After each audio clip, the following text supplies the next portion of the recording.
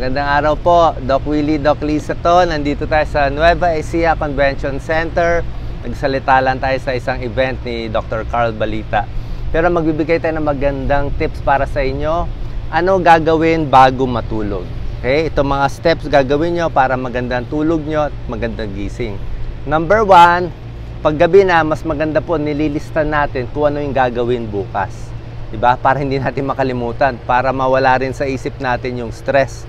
So, ilista mo muna anong gagawin, ihanda mo na para makarelax ka na paggising mo, hindi mo makakalimutan.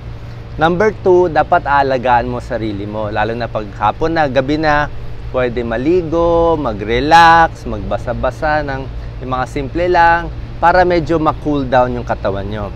Number 3, dapat komportable yung kwarto, komportable yung kama. O kung pwede, medyo matahimik, lalo na kung masyado mainit, maliwanag, so dapat comfortable para maganda ang tulog nyo. Number 4, bago matulog, kailangan po at least maghihilamos tayo. Hindi pwede hindi maghihilamos kasi pag oily yan, pagising nyo may tigyawat ka na. So at least hilamos, yung mantika, matanggal yung mga dumi-dumi at magto-toothbrush din. Kasi hindi pwede hindi mag-toothbrush.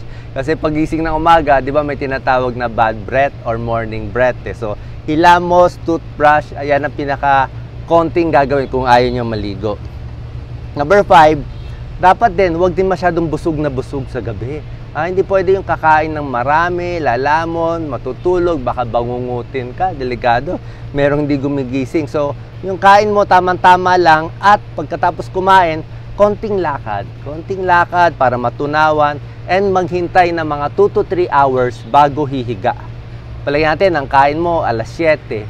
So, at least 9 o'clock o 9:30 bago ka hihiga. Kasi kung bagong kain, higa ka agad, aakyat yung asido.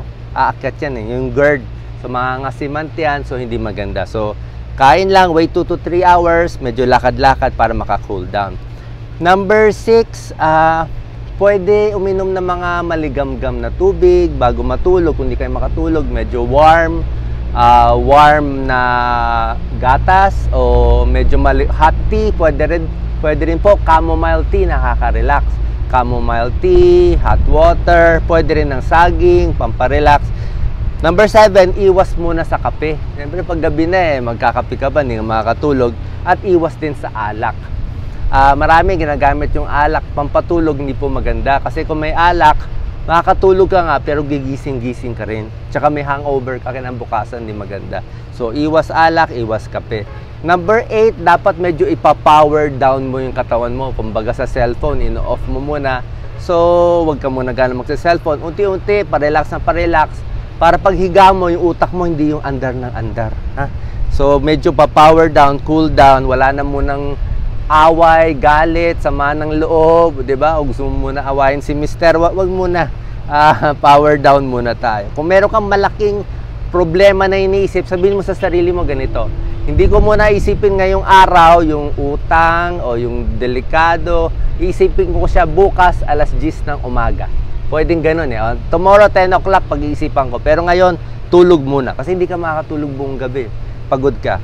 Number 9, syempre, bibilangin mo yung mga blessings sa buong araw. Kahit konting blessings, yung biyaya, and laging magdarasal. So mag-pray tayo. Salamat yung nangyari sa buong araw. Buhay tayo buong araw and hopefully pa nakatulog tayo, gigising pa tayo kinabukasan. Kasi maraming iba hindi na nga gumigising. So pasalamat tayo na gigising tayo. Yun lang po. So at least makatulog tayo ng masarap, makarelax tayo.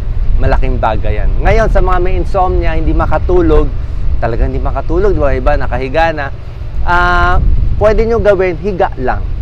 Pwede naman higa lang Tapos kahit gising yung isip mo, at least yung katawan mo nakarelax. Tapos mag-isip ka lang ng mga walang kabagay-bagay, mga simpleng bagay lang, mamaya makakatulog ka na. Pwede rin magdasal. So, yung iba nagro-rosary o binibilang yung blessings nila para makatulog sa gabi. So, sana nakatulong tong video. Paki-like, paki-share po para makatulong sa ating kababayan. God bless po.